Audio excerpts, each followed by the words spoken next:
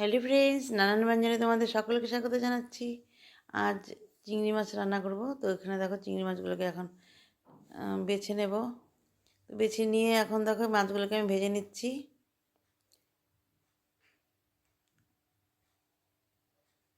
এইভাবে মাছগুলোকে ভেজে নিয়েছি আর বাকিটা ভেজে নিচ্ছি। আর মাছের যে মাথাগুলো ওগুলোকে আমি ভালো করে ভেজে নিয়েছি।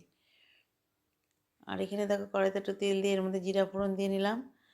আর ফুলকপি আর আলুটাকে আমি লবণ দিয়ে হালকা লবণ আর হলুদ দিয়ে মেখে নিয়ে আমি একটু ভেজে নিচ্ছি।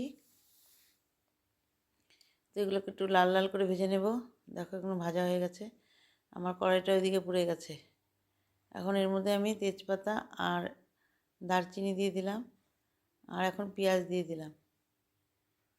পেঁয়াজটা দিয়ে আমি পেঁয়াজটাকে একটু ভেজে নিয়ে এখন এর মধ্যে দিয়ে দিব আদা আর কাঁচা লঙ্কার পেস্টটা। আদা আর কাঁচা লঙ্কা পেস্ট দিয়ে একটু ভেজে নিচ্ছি। এখন এর মধ্যে দিচ্ছি পেঁয়াজের পেস্টটা দিয়ে এখন একটু নাড়িয়ে নিচ্ছি। সব মশলার সাথে মিশিয়ে নিয়ে একটু ভেজে নিচ্ছি। এখন এর মধ্যে আমি টমেটো পেস্ট দিয়ে দেব। তো টমেটো পেস্টটা দিয়ে দিলাম,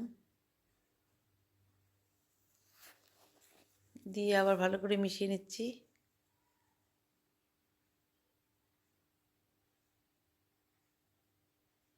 এখন এর মধ্যে লবণ, হলুদ আর শুকনো লঙ্কার গুঁড়ো দিয়ে দিলাম, দিয়ে মশলার সাথে মিশিয়ে নিচ্ছি।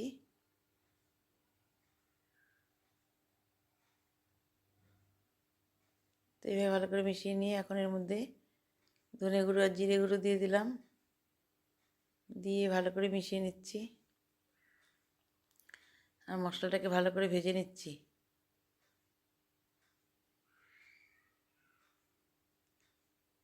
তো ভালো করে ভেজে নিয়ে এখন এর মধ্যে ফুলকপি আর আলুটাকে দিয়ে দিলাম, দিয়ে এখন মশলার সাথে মিশিয়ে কষিয়ে নেব।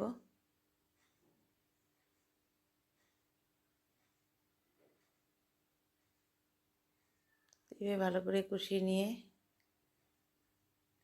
গরম জল করা আছে, তো আমি এখন এর মধ্যে গরম জল দিয়ে দেব। আর তার আগে আমি এখানে যে চিংড়ি মাছের মাথাগুলো পেস্ট করে নিয়েছিলাম ভেজে, ওটা আমি দিয়ে দিলাম, দিয়ে এখন মিশিয়ে নিচ্ছি।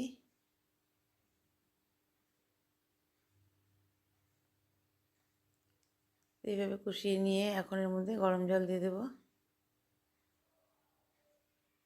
তো গরম জলটা দিয়ে দিলাম। অনেক সময় ফুলকপিটা হয়তো শক্ত থাকে, যে এখন জলটা একটু বেশি করে দিয়ে দিলাম যাতে সেদ্ধ হয়ে যায়।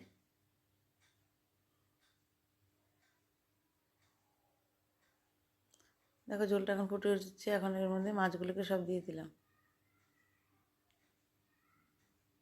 এখন মাছটাকে নাড়িয়ে নেব সব মশলার সাথে, ঝোলের সাথে।